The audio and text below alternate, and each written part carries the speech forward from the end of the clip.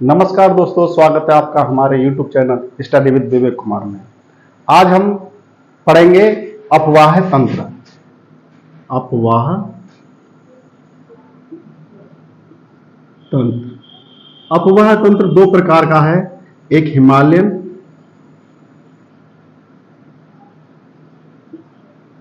और एक प्रायद्वीपीय।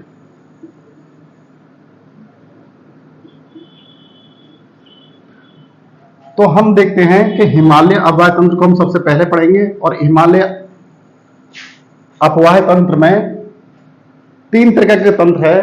एक है हमारा सिंधु तंत्र, एक है हमारा गंगा तंत्र, एक है हमारा ब्रह्मपुत्र। ये हमारा ब्रह्मपुत्र है, इधर गंगा वाला है और इधर सिंधु। तो हम सबसे पहले पढ़ेंगे अपवाह तंत्र में सिंधु नदी पढ़ेंगे। सबसे पहले क्या पढ़ेंगे? सिंधु नदी। और जो कि क्या है, हिमालय वाला जो पार्ट है, इसमें सबसे पहले हम पढ़ेंगे सिंधु नदी। तो सिंधु में हम देखते हैं कि सिंधु नदी जो है, यहां पर एक तिब्बत है, तिब्बत के नजदीक एक जगह है चैमा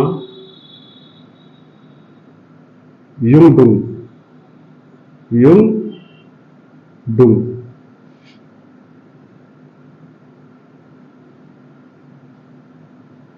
और जो है मानसरोवर झील, मानसरोवर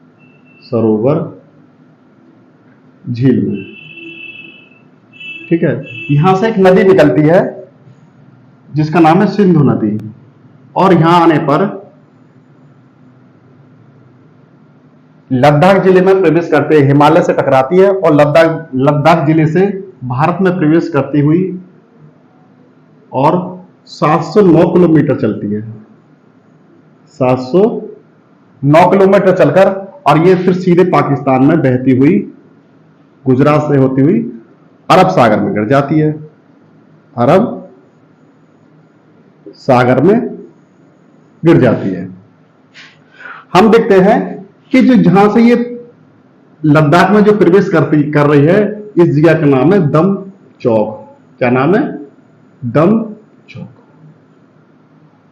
दम चौक लद्दाख में, लद्दाख के मध्य से होकर गुजर रही है। कहां से? मध्य से होकर गुजर रही है। कौन सी नदी? सिंधु नदी की बात कर रहे हैं, ठीक है।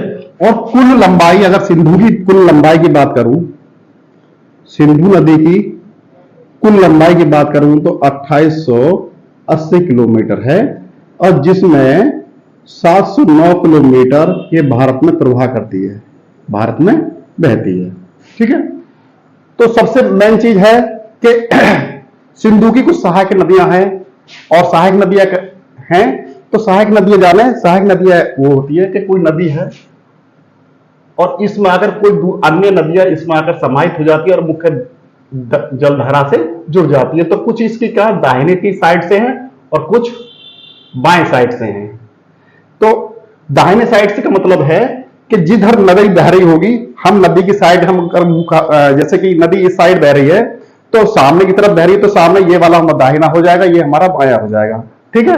तो इधर की साइड से ये सिंधु नदी जो ये है, तो इसमें कुछ दाहिनी ओर से कुछ नदियां हैं, जैसे गोमल,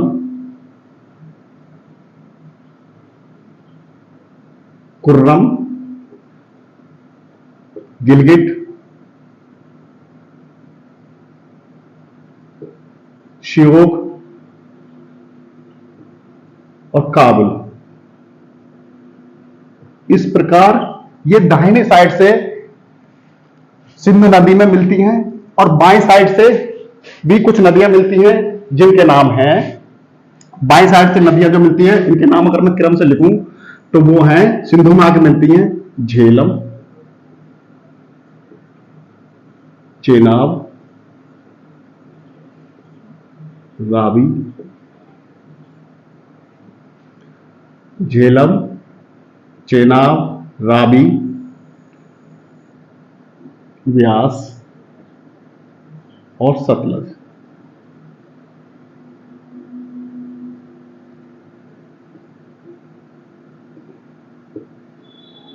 तो ये 5 नदियां हैं जो सिंधु नदी में बाई तरफ से मिलती है। अब मेन चीज क्या है हमें समझना है, सिंधु जो नदी है, हम पहले इन 5 नदियों के बारे में जानेंगे। इससे पहले हम जानने से पहले हम एक समझौता जानते हैं, सिंधु समझौता।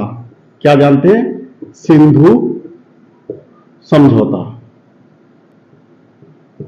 सिंधु समझौता जो हुआ था 1960 में हुआ था, और इसको ऑर्गेनाइज जो कराया था वो कराया था विश्व बैंक ने। किसने कराया था? विश्व बैंक ने। विश्व बैंक द्वारा इसका आयोजन हुआ था।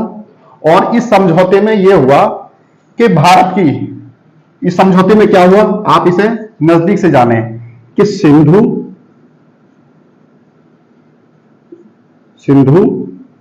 झेलम और चेनाब, इन नदियों का 80% जल, 80% जल तो पाकिस्तान लेगा, और बचा 20% जल भारत के हिस्से में आएगा।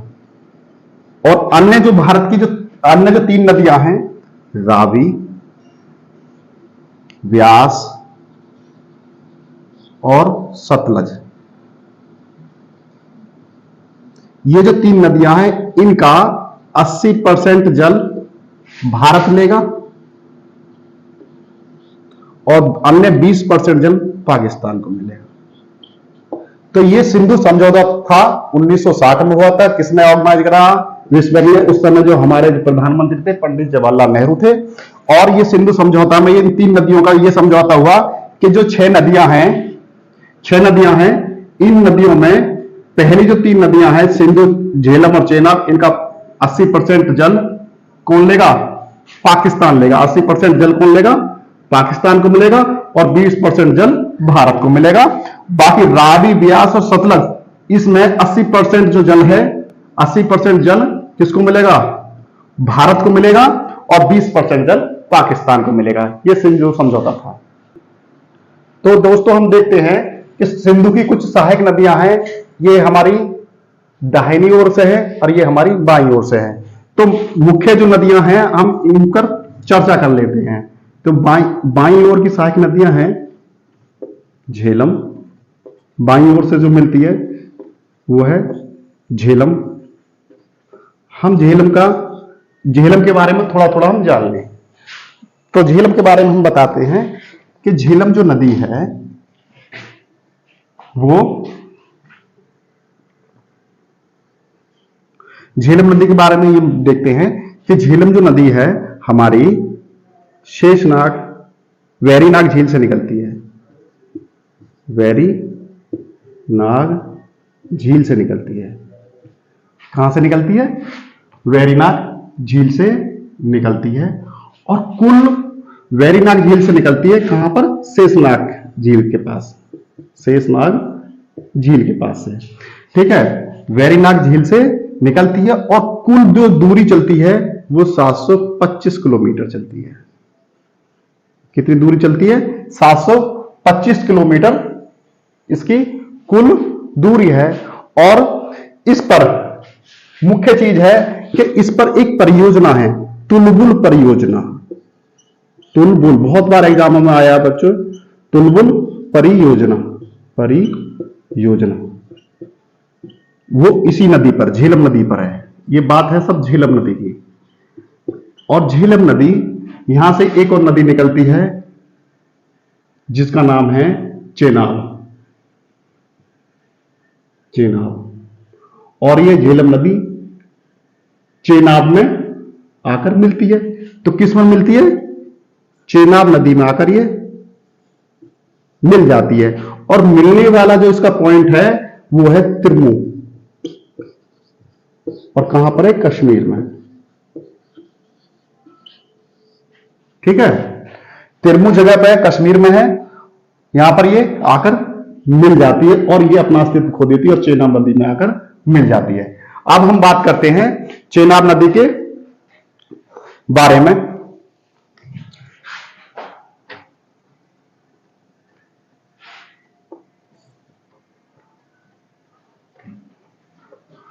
तो चेनाब नदी के बारे में बात करते हैं हम थोड़ी सी। और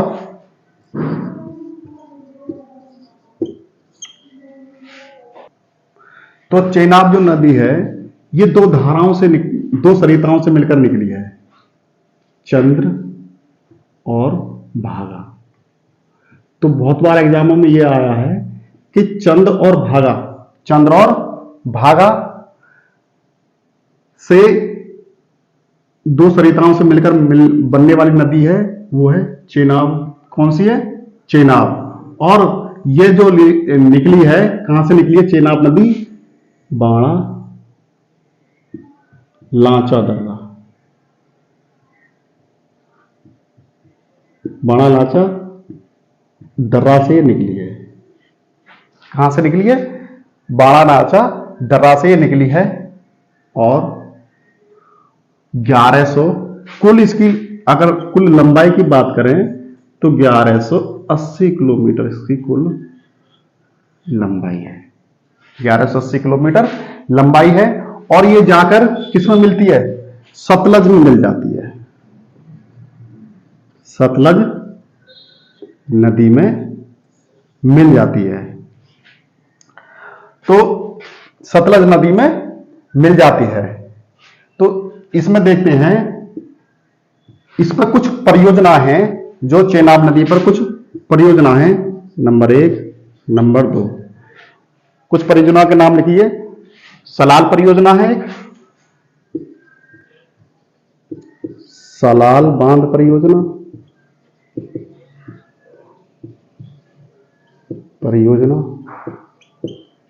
और दो परियोजना, दुलहस्ती परियोजना।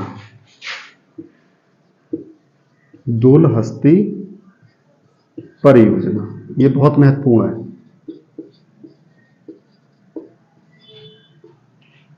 दुलहस्ती परियोजना।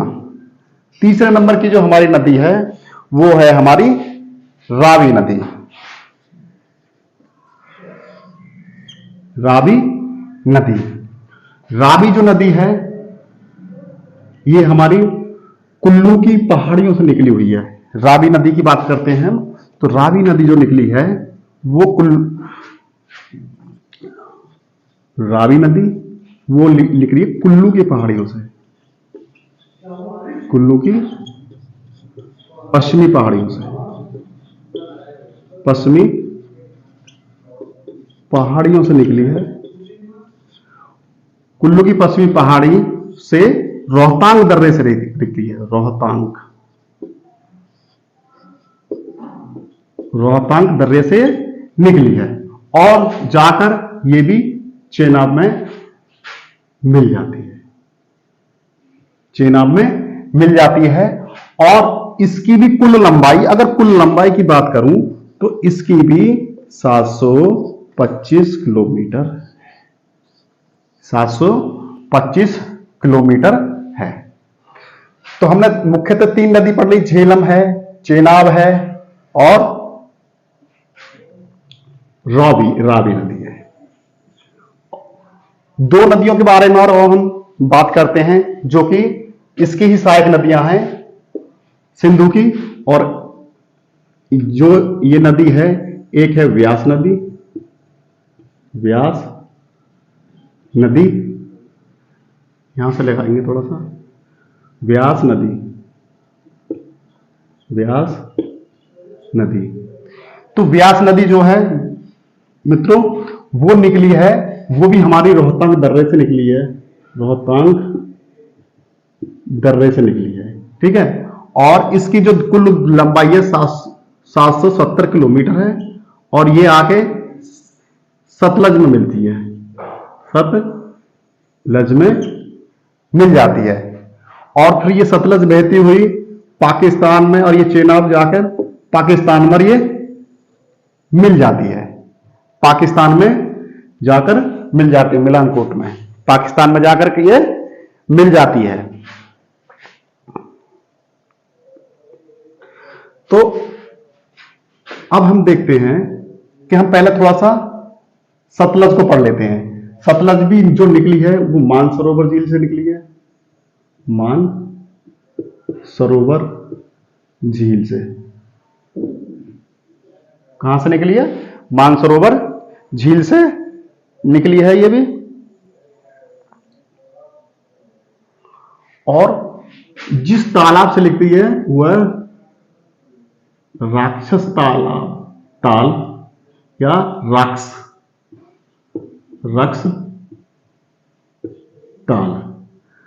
ताल से निकली है। और इसकी जो कुल लंबाई की बात करें, कुल लंबाई की बात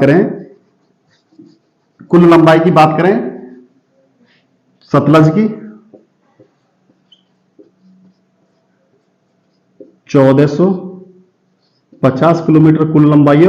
और जो भारत में जो बहती है वो 1050 किलोमीटर भारत में कुल ये बहती है। ठीक है, 1050 किलोमीटर बहती है और ये भी मानसरोवर झील से ही निकली है, जो कि तो मानसरोवर झील से ही निकली है और ये जाकर पाकिस्तान में मिल जाती है सिंधु नदी से, और फिर जाकर ये अरब सागर में गिर जाती है। तो हम देखते हैं कि सिंधु की जो सहायक नदियां हैं, मात्र दो नदी ऐसी हैं जो 3 देशों से होकर गुजरी हैं। एक मेनली सिंधु और एक सतलज नदी। सतलज और सिंधु नदी, दो नदी ऐसी है कि 3 देशों से, चीन, देखो चीन, भारत और पाकिस्तान। सतलज यहां चीन है, ये भारत हो गया और ये पाकिस्तान, यानी कि दो नदियां ऐसी हैं जो 3 देशों से होकर गुजरी हैं। सतलज से कुछ क्वेश्चंस भी हैं, देखें कुछ क्वेश्चन सतलज से हैं, जैसे कि सतलज जो नदी है वो मानसरोवर जो है रक्षताल से निकलती है, और व्यास जो नदी है वो निकलती है हमारी व्यास कुंड से।